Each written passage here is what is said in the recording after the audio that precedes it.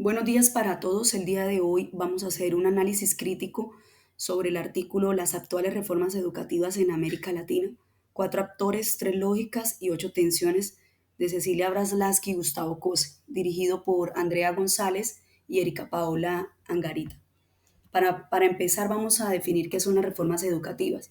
Según Tedesco Juan 2005, son procesos de transformación del sistema escolar que buscan adecuarlo a las nuevas demandas sociales, culturales, económicas y políticas. Para Torres Rosa María 1996, no solo son un cambio técnico, sino también son procesos políticos y sociales que buscan redefinir el papel de la educación. Para Ibernón Francisco 2002, se deben entender como oportunidades de mejora, pero también como espacios de conflicto donde se ponen en juego diferentes intereses y diferentes visiones sobre el conocimiento y la enseñanza. Según la UNESCO 2021, en el informe Reimaginar Juntos Nuestro Futuro, las reformas son procesos sistémicos y estratégicos que buscan transformar los sistemas educativos y hacerlos más inclusivos, equitativos y resilientes. Y finalmente, para la OCDE, son intervenciones planificadas en el sistema educativo, que se basan en evidencias comparativas internacionales y que están orientadas a mejorar los procesos de desempeño de los estudiantes, la eficiencia del sistema y la equidad educativa. También vamos a hablar de algunos propósitos que tienen las reformas educativas. La primera es responder a las nuevas demandas sociales y económicas. Entonces, busca reconfigurar los sistemas educativos y enfrentarse a los desafíos actuales que se está presentando, la globalización, la competitividad internacional y la fragmentación educativa. La segunda es mejorar la equidad y calidad educativa. Siempre intentan superar desigualdades educativas, reorganizar los sistemas educativos de manera integral. Es decir, que no buscan cambiar las leyes, sino refundar, repensar las leyes, los currículos, los mecanismos de evaluación y el papel que tienen las escuelas. También impulsar un cambio cultural dentro del sistema educativo. Es decir, que suponen que se deben realizar de manera más participativa y que debe tener en cuenta todos los actores importantes en la construcción de estas reformas. El artículo también plantea cinco objetivos importantes para analizar. Uno de ellos es el resurgimiento de las reformas educativas en América Latina.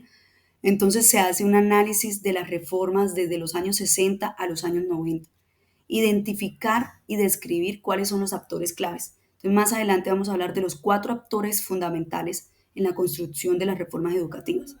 Explorar las lógicas que orientan las reformas educativas. En este caso son tres lógicas. La lógica técnica, que tiene que ver con la eficiencia y la planificación. La lógica política, que tiene que ver con el poder, los consensos. Y la lógica pedagógica, con el conocimiento, la enseñanza y el aprendizaje. Finalmente, también se van a presentar las ocho tensiones que se dan con la implementación de las reformas educativas y reflexionar de cuáles son las condiciones necesarias para que estas reformas sean más sostenibles, eficaces y democráticas.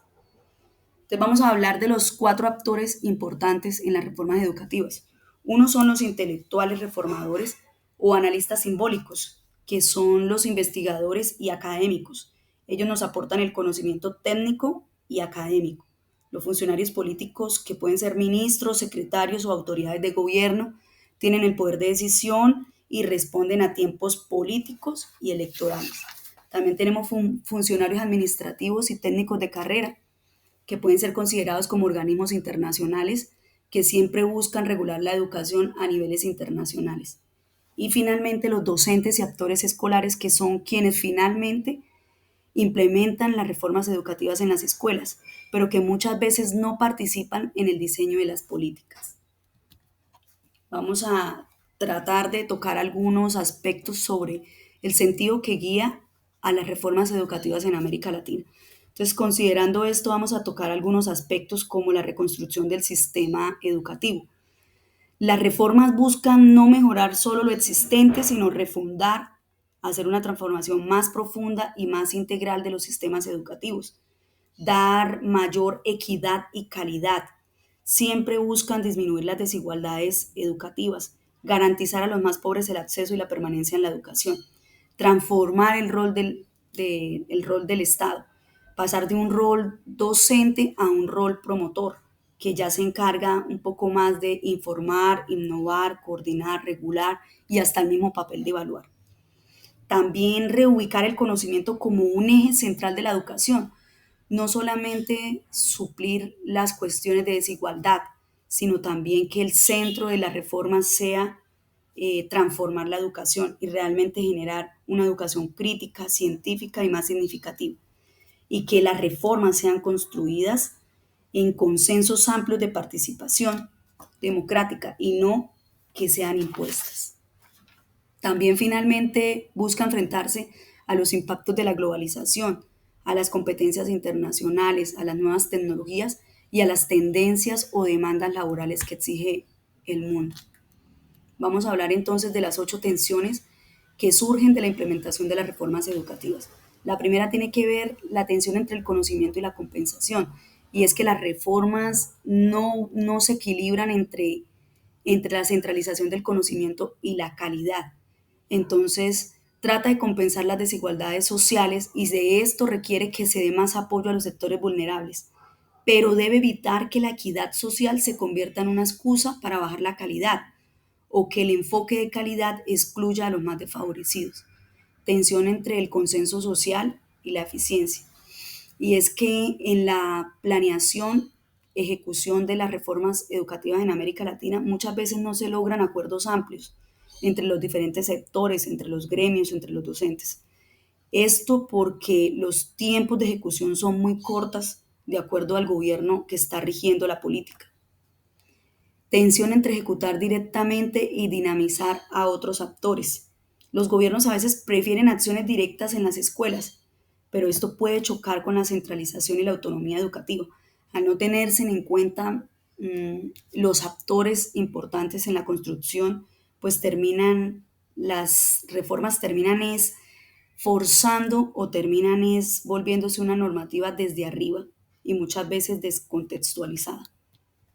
Tensión entre los diferentes contextos de referencia. Entonces, los actores clave responden a contextos distintos. Los políticos responden al gobierno y a las elecciones. Los intelectuales a la academia, los administrativos a la normativa y los docentes realmente a su práctica escolar. Entonces, hay una descoordinación entre los contextos de los actores que están planeando una reforma educativa. También tenemos tensión entre los tiempos políticos, técnicos, burocráticos y pedagógicos. Cada actor trabaja en tiempos distintos.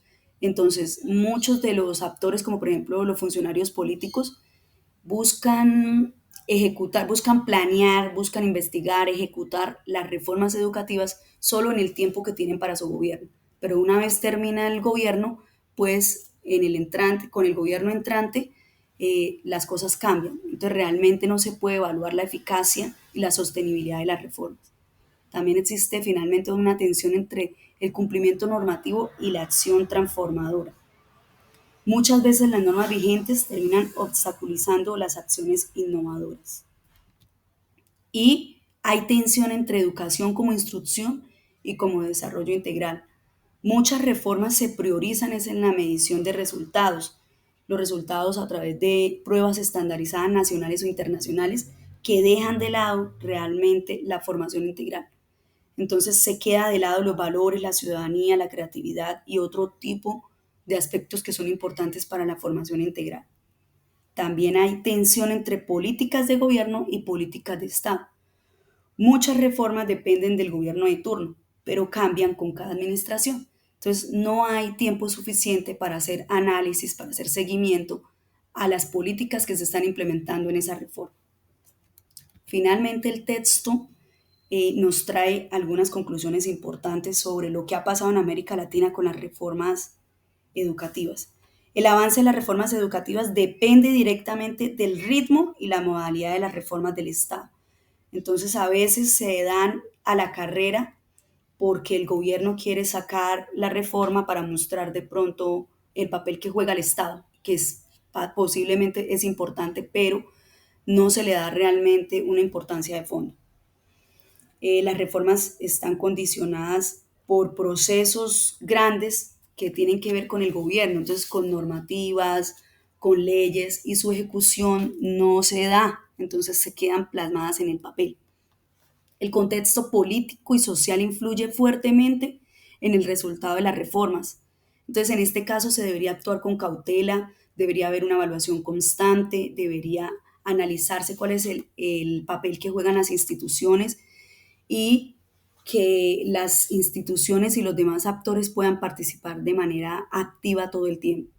También nos evidencia que en América Latina se ha perdido mucha influencia debido a los estándares internacionales, pues se termina limitando la creación de políticas propias para poder apuntarle más a las políticas que se están rigiendo la región.